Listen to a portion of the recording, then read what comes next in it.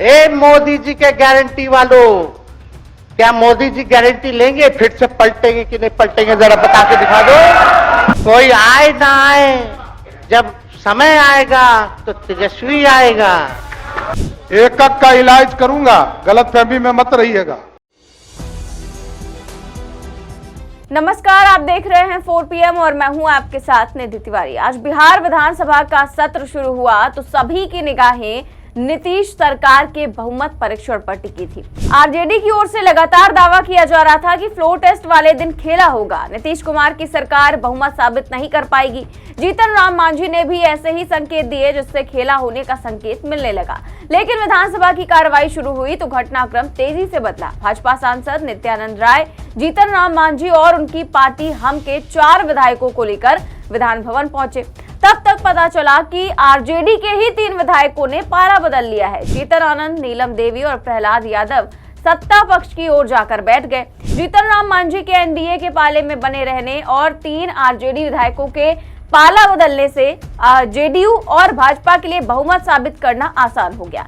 इसके बाद विधानसभा स्पीकर अवध बिहारी चौधरी को पद से हटाने की कवायद शुरू हुई। इसके बाद एनडीए उनके खिलाफ अविश्वास प्रस्ताव लेकर आई और उन्हें पद से हटा दिया गया।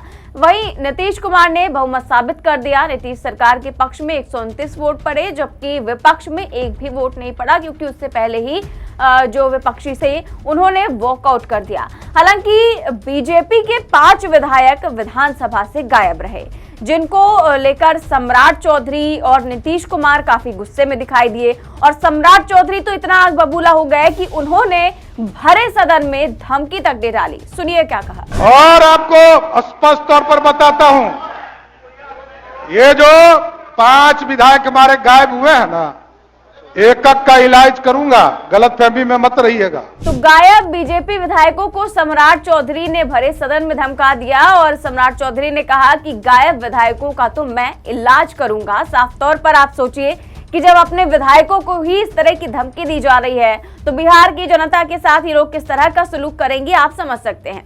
फिलहाल जब तेजस्वी यादव बोल रहे थे तो उन्होंने एक बहुत ही सटीक बात कही, जो उनकी वो वीडियो जो है काफी ज्यादा वायरल हो रही है। उन्होंने पीएम मोदी की गारंटी की बात करी, क्योंकि मोदी जी हमेशा अपनी गारंटी को लेकर कहते हैं कि मोदी जी की गारंटी है, मोदी की गारंटी है। तो उसी को लेकर तेजस्वी यादव ने सवाल किया कि मोदी जी क्या नीतीश कुमार की गारंटी लेंगे, कि आखिर नीतीश कुमार हमेशा वहां पर बने रहेंगे और कभी पलटी नहीं मारेंगे।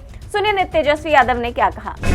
किसी भी बिहार में बच्चा से पूछ लीजिए कि क्या होने जाएगा, नीतीश जी पे भरोसा है कि नहीं है, वो क्या क्या शब्द का प्रयोग करेगी जो हम लेना नहीं चाहते। और मोदी जी का गारंटी तो बहुत मजबूत वाला गारंटी है। ए मोदी जी के गारंटी वालों, क्या मोदी जी गारंटी लेंगे? फिर से पलटेंगे कि नहीं पलटेंगे, जरा बता के दिखा दो।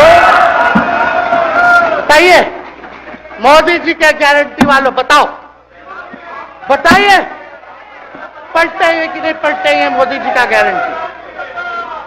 खैर, हमको इसकी चिंता नहीं है। सम्राट चौधरी जी, विजय सिन्हा जी जब जहां चेयर पे थे, व्याकुल मत होइए, खूब जोड़ी है आप लोगों का, कमाल का, लगे रहिए।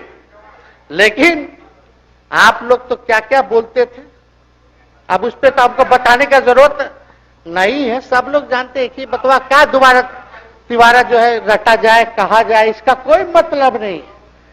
लेकिन एक बात समझ लीजिए कि नीतीश कुमार जी आदरणीय हैं, कम से कम एक बार बता तो देते कि हम नहीं रहना चाहते जा रहे। इस बार तो आपने कुछ कहा भी नहीं। अरे भाई, हम मुख्यमंत्री, उप मुख्यमंत्री है, आप मुख्यमंत्री हैं, सबसे बड़ा दल हमारा है, कम से कम एक बार बुला के बोल देना चाहिए। कोनो आपको हम कुछ कहते हैं? आप बताइए, हम आपको कुछ कहे हैं? कितना अच्छा हम लोग बातचीत करते थे, हर चीज करते थे। लेकिन अब चलिए ठीक है, अच्छे पल को तो हम जिंदगी भर याद करेंगे, सुजो को रखेंगे, उसमें हमारे मन में कोई खोट नहीं है। और हम लोग एकदम मजबूती के साथ खुट्टा गाड़ के खड़े हैं कि आपने जो संकल्प महोदय, मुख्यमंत्री जी, आज तो आपसे हम कह ही सकते हैं ना, आप तो बुलाए नहीं, खुद ही चले गए गवर्नर हाउस, लेकिन आज हम इतना तो आपसे कह सकते हैं ना, इतना बात तो कह सकते थे कि आप बुला लेते, हम लोग बात कर लेते, नहीं है ठीक है तो उसका भी व्यवस्था कर देते। अगर हमारे सरकार से, हमारे मंत्रियों से दिक्कत है तो फिर से बाहर से समर्थन दे देते और कोई माई का लाल हिला देता उस सरकार को। ये मन में शंका मत पालिएगा, जब हमने आपसे कमिटमेंट कर दिया था तो मन में कभी भी शंका, आपके मन में भी हम बोलते थे कोई कंफ्यूजन होगा तो बुला करके बात कर लीजिए, दूर कर लीजिए।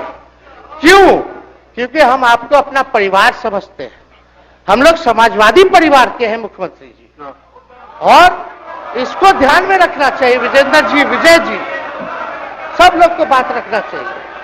और हम कहना चाहते हैं, जो आप झंडा लेकर के चले थे कि मोदी जी को देश में रोकना है, आपका भतीजा झंडा उठा करके मोदी जी को बिहार में रोकने का काम करेगा।